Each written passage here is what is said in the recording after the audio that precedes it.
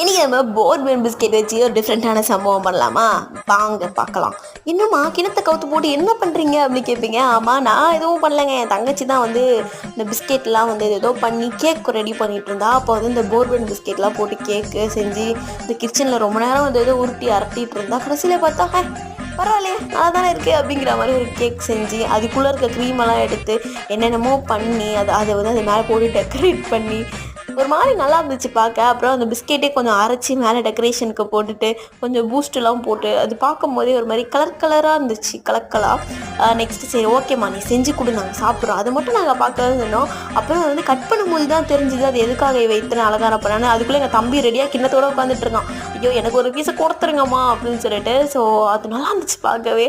Next வந்து அந்த கேக்கெலாம் எடுத்து அப்படியே கட் பண்ணும்போது ஒரு மாதிரி மேலே லைட் ப்ரௌன் கீழே டார்க் ப்ரௌனு. அடடா எப்படி இருக்குன்னு கமெண்ட்டில் சொல்லுங்கள். மறக்காமல் சப்ஸ்கிரைப் பண்ணிக்கோங்க. டாடா.